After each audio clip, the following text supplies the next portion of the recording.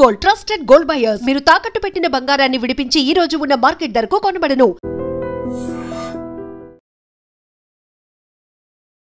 ఆస్తి కోసం కన్నతల్లినే కడతీర్చాడు ఓ కసాయి కొడుకు.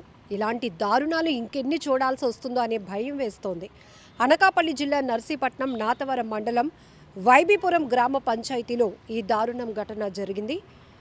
ఆమె పేరు చిటికల మంగమ్మ, 55 సంవత్సరాలు. కొడుకు పేరు రామూర్తి నాయుడు, 35 సంవత్సరాలు. అయితే కేవలం ఆస్తి కోసమే తల్లిని అత్యంత దారుణంగా హత్య చేశాడు అనేది బంధువుల నుంచి వినిపిస్తున్నటువంటి వాదన. ఈ క్రమంలోనే పోలీసులు సంఘటనా స్థలానికి చేరుకున్నారు. నర్సీపట్నం డీఎస్పీ శ్రీనివాసరావు గారు అలాగే ఇతర టీం అంతా కూడా అక్కడికి చేరుకుని విచారణ అయితే కొనసాగుతోంది. ఎందుకు అత్యంత దారుణంగా ఇలాంటి అంటే కన్న తల్లి అనేటటువంటి ఒక ఆలోచన కూడా లేకుండా, కనికరం కూడా లేకుండా ఆమె కడుపును పుట్టినటువంటి ఆ వ్యక్తి అత్యంత దారుణంగా ఆమెనే హత్య చేశాడు అంటే మరి ఆ వ్యక్తుల్ని ఏమనాలో కూడా అసలు మాటలు రావటం లేదు, అర్థం కావటం లేదు. వీళ్ళనంటూ శిక్షించడానికి ఇంకా ప్రత్యేకమైన చట్టాలు రావాలా? ఇప్పటివరకు మనం ఈ హత్యలు అనేవి చూసే కోణం ఎక్కువ శాతం వేరే వర్గాల మధ్య జరుగుతూ ఉండటం, లేకపోతే కుటుంబ తగాదాల నేపథ్యంలో ఒక కుటుంబంలో ఉన్న వ్యక్తులు మరొక కుటుంబంలో ఉన్నవారిని హత్య చేయాలి అనుకోవడం చూస్తున్నాం. కానీ ఈ మధ్య కన్న తల్లిదండ్రులు అనే ఒక ఆలోచన కూడా లేకుండా, కనికరం లేకుండా, అసలు వాళ్ళంటూ లేకపోతే మనం ఎలా వస్తాం ఈ భూమి మీదకి అనే విజ్ఞత ఆలోచన కూడా లేకుండా కేవలం ఆస్తి కోసమే కన్న తల్లిదండ్రులను కడతేర్చుతున్నటువంటి కసాయి పిల్లల్ని చూస్తున్నాం. ఇక్కడ కొడుకు కూతురు అని కూడా లేదు. ఈ మధ్య అమ్మాయిలు కూడా అలానే మారిపోయారు.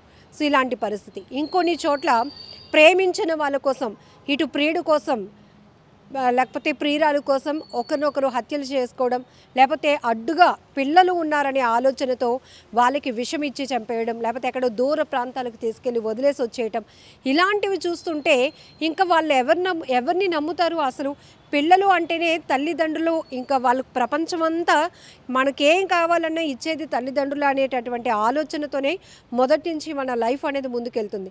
అలాగే తల్లిదండ్రులు వాళ్ళకి పిల్లలు పుట్టిన తర్వాత ఇంకా పిల్లలే మా ప్రపంచం అనేటట్టుగా వాళ్ళ ఆలోచన మారిపోతుంది. సో ఇక్కడ ఒకే ఒక నమ్మకం మనకి, భగవంతుడు తర్వాత ఈ సృష్టిలో మనిషికి మనిషి నమ్మకం అంటే అది ఫస్ట్ పేగు బంధం, తల్లిదండ్రుల పైన పిల్లలకి, పిల్లల పైన తల్లిదండ్రులకి, ఆ తర్వాత ఇక మన లైఫ్లో ఇంకా ఎవరు వచ్చినా.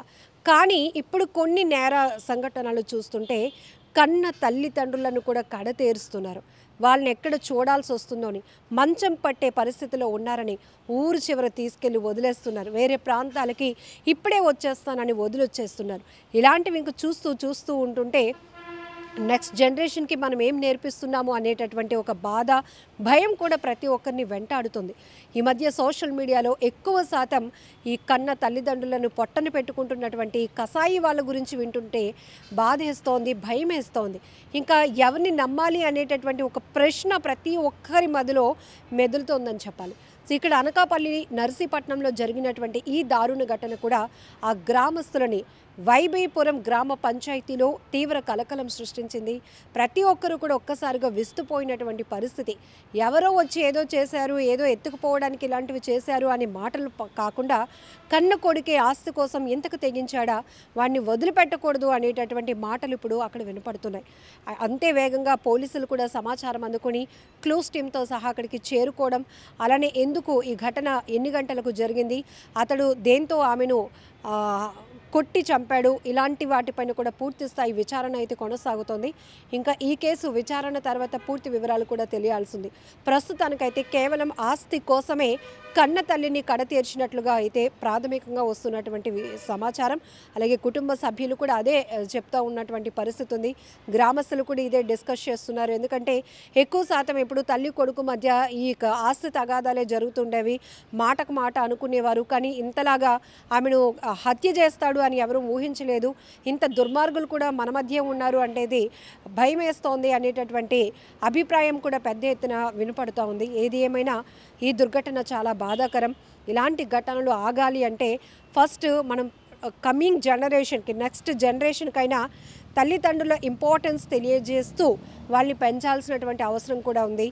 నేను ఈ లైన్ ఎందుకు చెప్తున్నానంటే ఎక్కువ శాతం మనకి సైకాలజిస్టులు, మానసిక నిపుణులు, డాక్టర్లు చెప్తుంది కూడా ఒకటే, ప్రతి పిల్లలు కూడా మనం ఒక మిర్రర్ లాంటి వాళ్ళం. అంటే మనం వాళ్ళకి నేర్పిస్తున్నాం, మనల్ని చూసి వాళ్ళు నేర్చుకునేదే ఎక్కువ.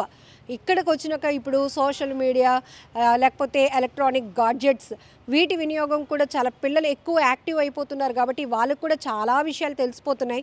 మనం ఇది చెప్తేనే వాళ్ళు చేస్తారు అని లేదు, వాళ్ళు చూసి కూడా చేసేస్తున్నారు. అంత నాలెడ్జ్ పెంచుకునే ఆలోచనలో ఉన్నారని వాళ్ళు అనుకుంటున్నారు. సో మొన్న ఒక ఘటన మనం చూసాం. ఒక అమ్మాయిని తనకు బ్యాట్ కొనుక్కోవడానికి డబ్బులు అవసరమై పక్కింట్లో దొంగతనానికి వెళ్ళి ఆ దొంగతనాన్ని తను చేస్తూ ఉండగా పాప చూసిందని ఆ పాపని 10వ తరగతి చదువుతున్న ఒక అబ్బాయి అత్యంత పాశవికంగా హత్య చేశాడు. అంటే ఇంక ఈ పిల్లలకు మనం నేర్పిస్తున్నామా, నేర్పించే అవసరం లేదా, ఇవన్నీ కూడా డిస్కషన్స్ పక్కన పెడితే ఖచ్చితంగా విలువలతో కూడినటువంటి విద్యతో పాటు మనం మోరల్ వాల్యూస్, సోషల్ నాలెడ్జ్ కూడా ఇవ్వాల్సినటువంటి అవసరం ఉంది. లేకపోతే అనుక్షణం మన చుట్టూనే అనేక మంది నేరస్తులు తయారయ్యే ప్రమాదం కూడా ఉంది. ఇది చాలా సీరియస్గా ఆలోచించాల్సినటువంటి విషయం. ఇక్కడ 35 ఇయర్స్ అంటే ఇంచుమించుగా ఈ ఏజ్లో ఆమెకి 55 సంవత్సరాలు తల్లికి. ఆ అబ్బాయి అన్నీ చూసుకోవాలి తల్లిని, ఎందుకంటే ఇంతవరకు తన్ని సాకింది, అన్నీ చూసుకుంది, పెళ్లి చేసింది.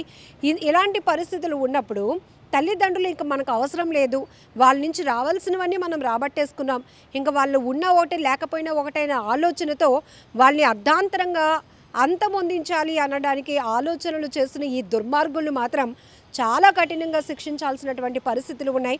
ఒక్కసారి వీళ్ళకి పడే శిక్ష కూడా ఇదే విధంగా బాగా స్ప్రెడ్ అవ్వాలి, అందరికీ తెలియాలి. మేము ఈ చేసే ఈ తప్పుకి మమ్మల్ని పాపం వెంటాడుతుంది, లేకపోతే మాకు జైలు శిక్ష, క్షణికావేశంలో చేస్తున్నాము, ఉద్దేశపూర్వకంగా చేస్తున్నాము అనేది పక్కన పెడితే ఎంత పాపానికి వీళ్ళు ఒడుగడుతున్నారు. కన్న తల్లిదండ్రులను కూడా హత్యలు చేయాలి అనుకుంటున్నారంటే వీళ్ళు ఎలా శిక్షించాలి అనుకుంటున్నారు మీరు కూడా కామెంట్ బాక్స్లో మెన్షన్ చేయండి. And don't forget to subscribe to iDream. And for more videos, please subscribe to iDream. Please subscribe to iDream. Please subscribe iDream. And please subscribe to iDream. For more videos, subscribe to iDream. Please like, share and subscribe to the channel. Congratulations, iDream. Subscribe to iDream. Subscribe to iDream. so subscribe to iDream Media. iDream team andarki huge congratulations. Please subscribe iDream Media. Please subscribe to iDream. Subscribe iDream. Please subscribe to iDream. iDream అంటే నా కళల ఛానల్ను subscribe చేసుకున్న నోరు తిరుగుతలేదు, మీరైతే గంట గుర్తు కొట్టండి. For more such videos, please subscribe to iDream. Subscribe to iDream. Please subscribe to iDream. Please subscribe iDream Media. Please do subscribe to iDream. Please subscribe to iDream Media. For best entertainment and information, please subscribe iDream.